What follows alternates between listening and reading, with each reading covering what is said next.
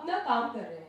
मैं आपको ये बताना चाहूंगी कि 2010 से 2022 के बीच में 154 जर्नलिस्ट अरेस्ट हो चुके हैं, जिसमें से 9 जर्नलिस्ट को पिछले 2 सालों में फॉरेन जर्नलिस्ट को डिपोर्ट किया गया है या उनके ऊपर केसेस फाइल हुए हैं। 2022 में 9 जर्नलिस्ट अरेस्ट हो चुके हैं, 2021 में 22 जर्नलिस्ट अरेस्ट हो चुके हैं। इसमें से कई लोगों की फोटोएं आप यहाँ देखेंगे। फिर 30 मार्च 2022 को अजीत ओझा और दिग्विजय सिंह जो जर्नलिस्ट थे अमर उजाला के लिए, और मनोज गुप्ता जो राष्ट्रीय सहारा के लिए थे, उनको अरेस्ट किया गया।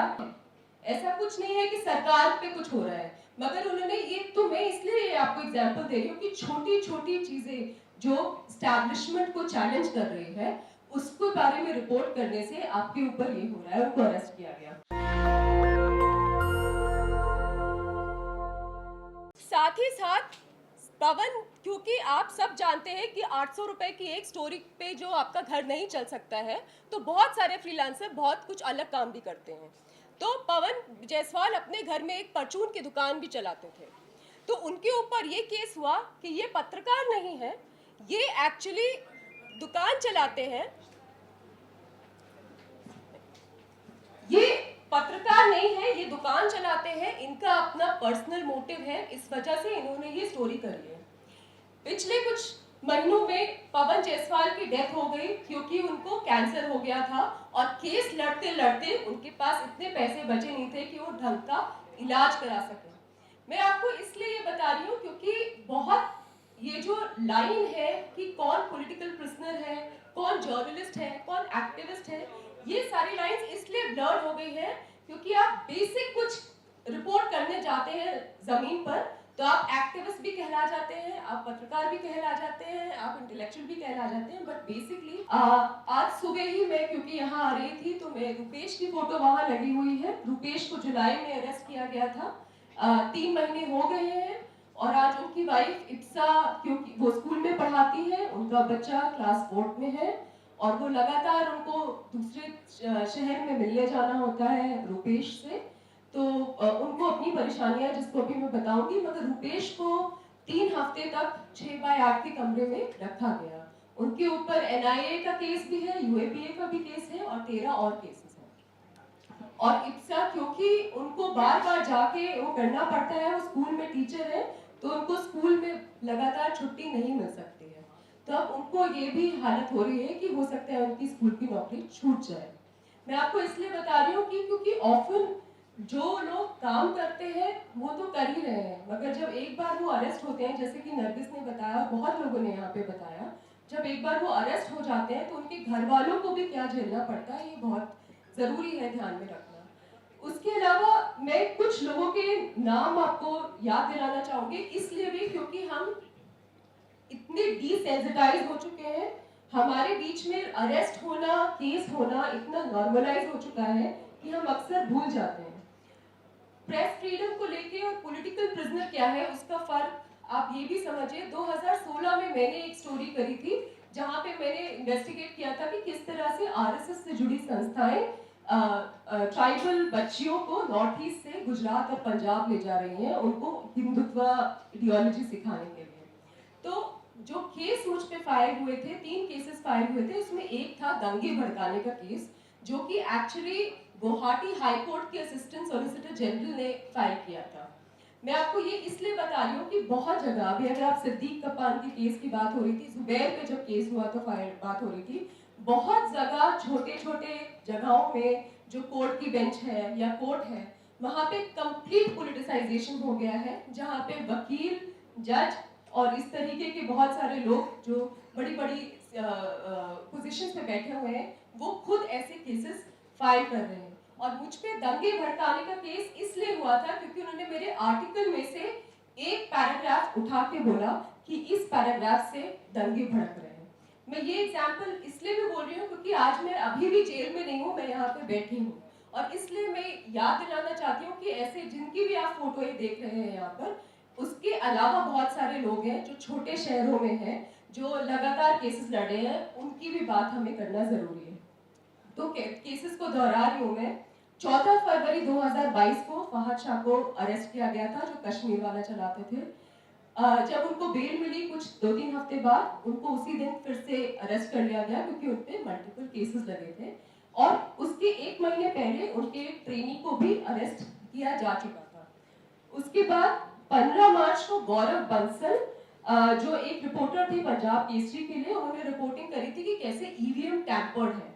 उसके लिए उनको फिर से उनके ऊपर केस हुआ, उनको डिटेन किया और बहुत 4-5 महीने तक वो जेल में थे।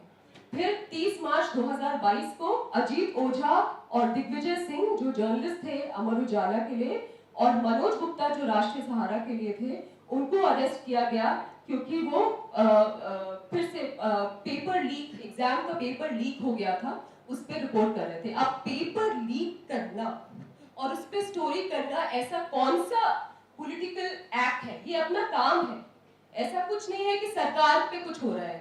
मगर उन्होंने ये, तो मैं इसलिए आपको एग्जांपल दे रही हूँ कि छोटी छोटी चीजें जो स्टैब्लिशमेंट को चैलेंज कर रही है, उसके बारे में रिपोर्ट करने से आपके ऊपर ये हो रहा है। उनको अरेस्ट किया गया।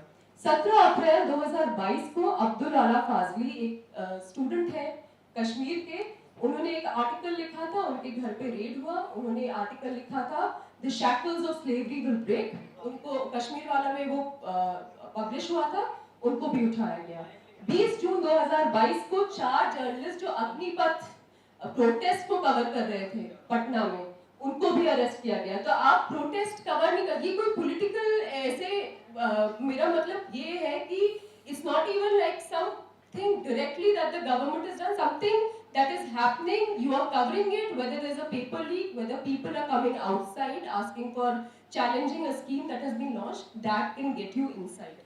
So I'm not even talking about कि आपको बहुत आपको जो है UAPA लगाया है या आप पे NIA लगाया है। इन ये केसेस सालों सालों चल रहे हैं और लोग उसको लड़ रहे हैं, और न्यूज ऑर्गेनाइजेशंस, क्योंकि वो कहते हैं अरे तो जर्नलिस्ट नहीं है, जब ये साइड में कुछ कर रहे हैं, तो वो भी अपना हाथ खींच लेते हैं और ये केसेस से हम पीछे हट जाते हैं, और क्रिमिनल केसेस चलते रहते हैं। क्रिमिनल केसेस इसलिए फाइल किए जाते हैं, आप सभी जानते हैं, क्योंकि वो ज्यादा टाइम तक चलते हैं।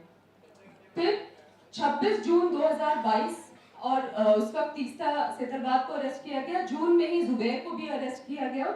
साथ में 7 जुलाई में नोएडा पुलिस ने जी न्यूज के एक एंकर रोहित रंजन को अरेस्ट किया गया क्योंकि उन्होंने अलेजिडली डॉक्टर वीडियो चलाया था राहुल गांधी का। मैं इसलिए ये बात कर रही हूँ क्योंकि आप ये मत समझिए कि सिर्फ एक पार्टी या सेंट्रल गवर्नमेंट इस तरीके का टेम्पलेट बना के चल रही है कि जर्नलिस्ट या लोग जो भी स्टैब्लिशमेंट को क्वेश्चन करेगा उनको हम अरेस्ट करेंगे। ये टेम्पलेट हर पॉलिटिकल पार्टी बहुत खुश है। आप अगर देखेंगे कोविड-19 में जब लोग रिपोर्टिंग कर रहे थे कि ऑक्सीजन की कमी है या पीपीई किट नहीं है या अस्पतालों में ये हाल है, उस दौरान बहुत सारी स्टेट्स में 55 लोगों पे 5 महीने में बहुत सीरियस क्रिमिनल केसेस फाइल किए गए थे जर्नलिस्ट पर, ये स्टोरीज करने के लिए, और वो गवर्नमेंट्स अक्रॉस पॉलिटिकल पार्टीज थी।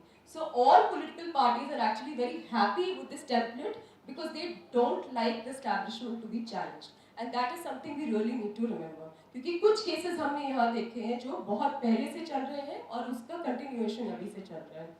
मैं ये नहीं, इसका मतलब ये नहीं है कि अभी की पार्टी ऐसा नहीं कर रही है, but please remember that no political party has actually showed any will to make sure that this does not repeat itself.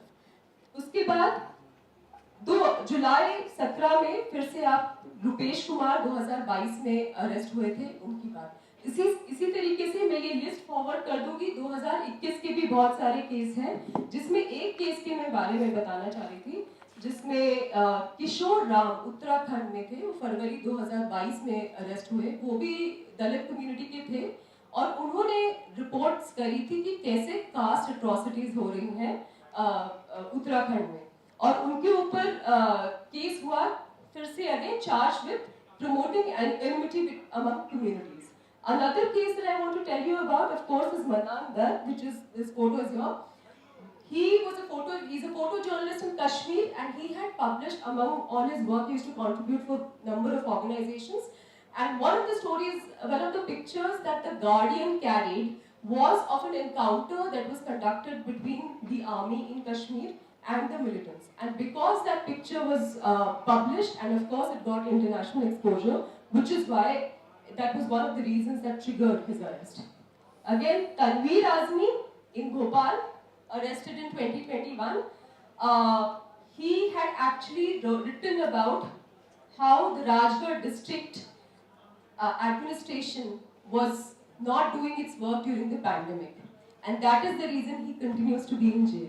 So this is just a small repetition of what is happening, and the lines have blurred. So it's no longer some serious, important work that you're doing. No courage. It's not a matter of courage. It's just people doing their jobs in every nook and corner, particularly people in smaller towns, two-tier cities, in remote villages, and them being arrested and slapped with criminal charges, and they continue to be in jail. Let's remember them. Thank you. National Dastak की आपसे गुजारिश है कि अगर इसको बचाना चाहते हैं तो नेशनल दस्तक को सब्सक्राइब करने के लिए रेड कलर के सब्सक्राइब बटन को दबाएं, फिर बेल आइकन की घंटी दबाएं। नेशनल दस्तक को बचाने के लिए बहुत ज़रूरी है कि हर खबर को शेयर करें, लाइक करें, कमेंट जरूर करें।